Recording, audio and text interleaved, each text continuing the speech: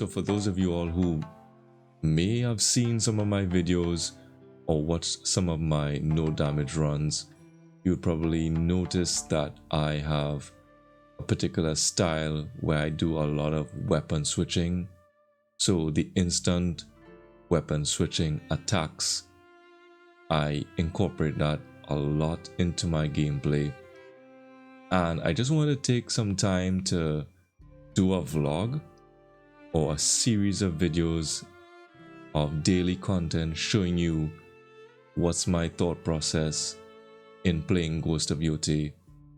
Probably in the future I will give you my take on the overall gameplay, what I thought was good about the game, what probably not so good, what could have been done better, things like that. But for these first series of videos, I want to focus on weapon switching. I think that would help a lot of gamers understand, or people who are interested in playing Ghost of Yotei.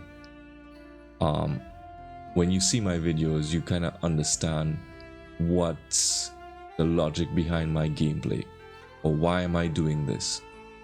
So just to let you know, what is weapon switching, or what am I referring to as instant weapon switching? It's a skill that you get more or less, and I'm gonna try to see if I could look at it, show you guys in the skill tree. So early on under, I think it will be under melee attacks, right? There is a skill referred to as, right, it's referred to as shifting strikes. Right, so shifting strikes is an ability that you can do where you switch a weapon, and upon switching the weapon you press triangle and the character would do an attack move, right, or a melee attack with that weapon that you switch to. So that is basically what I'm referring to, and it's under attacks under Onryo. So there's attacks, assassination, survival. So this is a key tip for anybody who's looking to start the game. If you didn't start story mode, or you're now looking to buy the game and play it, this is not a spoiler. This is probably something that would help you advance faster, or you're able to do duels much better. Once you find the altars of reflection and you get chances to upgrade your skills, I would suggest not focusing too much on assassination and survival. I think you should look at like parrying, dodging, and try to get as fast as possible to shifting strikes. And here's my logic behind it, right? Out of all the weapons, you are able to unlock or get the double katana pretty early in this game. And from playing this game on lethal difficulty as well as playing Game Plus, I have come to the realization that, and this could be probably just my style of playing, but I can more or less defeat every single boss by just using two weapons. The double katana and the katana. That's it. I don't need anything else really. And that's the basic strategy that I use, where I equip my double katana. So that's my starting weapon of choice. And once I perform a perfect dodge, or I parry, and there are these moments where you can parry an opponent's attack and sort of deflect their attacks, and you would know what I'm talking about, because you'll see like the opponent will just like lose balance or fall to the side after you deflect the attack, or their back is turned to you, and it represents an opportunity for you to take your turn, right? So it's your turn to hit. I usually, in those moments, go for a light attack with the double katana, and then I do a shifting strike into my katana, right? And that's basically how I beat everybody. that's more or less my strategy, and it works, right? But there are other um, uses for shifting strikes, or what I call instant weapon switches, instant weapon switch attacks, right? So just to let you know how it's done, if you look at the screen, you'll notice, let's just say you press R2, you will see the weapons and all of your projectile weapons highlighted, and you'll see on the right hand side on the bottom corner, those are your melee weapons, right? So in order to equip a weapon, you could just press whatever weapon, whatever button that weapon represents. So the katana is square, the double katana is X, the odachi is L2, right? So you understand what that means, right? So from this point, whichever, if you press R2, whichever weapon is equipped, it will actually be highlighted. So in this particular case, you notice the katana is highlighted.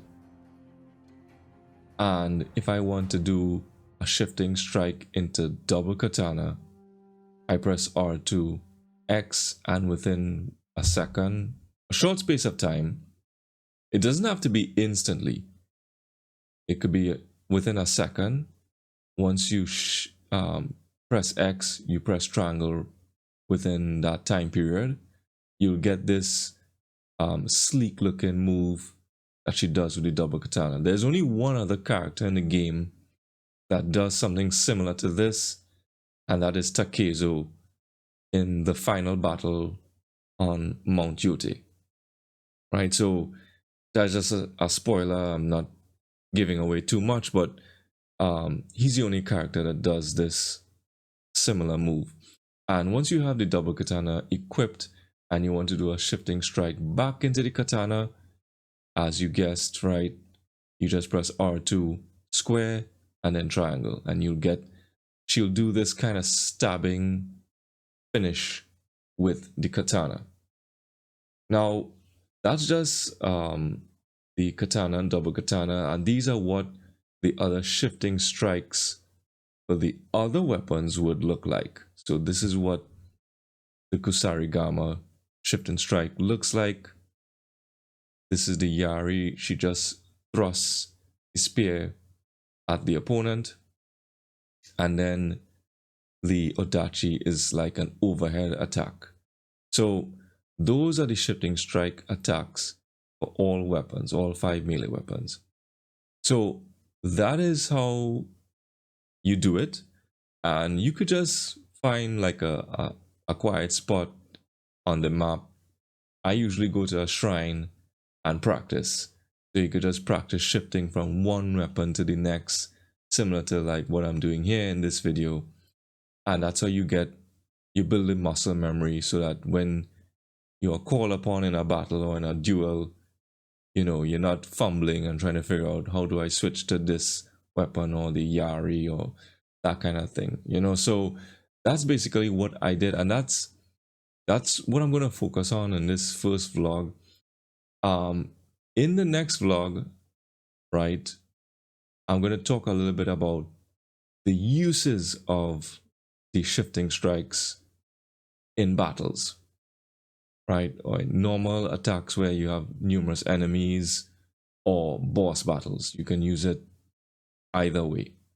Now, just to give you a little bit of a sneak peek into what I'll be discussing in the next vlog, it's more or less like there are 3 methods, or 3 uses, I would say, 3 uses of shifting strikes that I have found personally in this game. And the first one is offense, as expected. Second one is defense. But the third one is, I call it like baiting or luring your opponent. So that one will be quite interesting to look at. I may not discuss that in the next vlog. In the next vlog, I'll talk about how do I use it for offense, because that's what we want to know, right? We want to put some damage on the opponents, right? And these, when you're playing lethal difficulty, you really have to make it count, right? Because, you know, one hit, if you get hit once, sometimes that's it. And it's not even bosses. It could be like normal foot soldiers, normal guys you just run into on the map. One strike and it's one touch and you're dead, right? So it's crazy. So you need to know how to pile on damage on your opponents in this game. So that's it for the first vlog. I'm trying to do a daily vlog for any Ghost of Yotei players and possibly newcomers to the franchise. You know, how could go about saving yourself some pain if you're thinking about playing this game. And, you know, just to let you know, that's just my style of playing. I like to be very methodical in all games that I play. It could be fighting games, RPGs, or open world gameplays, that sort of thing. I like to be very precise and tactical about how I approach battles or fights. Everybody has a different style. You may not find that this style is suitable for you. So just to give you a little highlight, like if you look at Armor Titan, his fighting style is different. He perfect parries some attacks that I may not perfect parry, right? I may actually go for a dodge. And if you look at Naveed Gaming, right, but he plays a lot of other fighting games, other games similar to like Ghost of Yotei. He plays God of War, and if you look at him play in all those games, you notice that he has a style that is more or less like he rushes the opponents. Like he doesn't give the enemies chance to breathe, so he just goes straight for the jugular. That sort of, and that may be your style. Mine is a little more slow. I like to chip away at my opponent's health bar.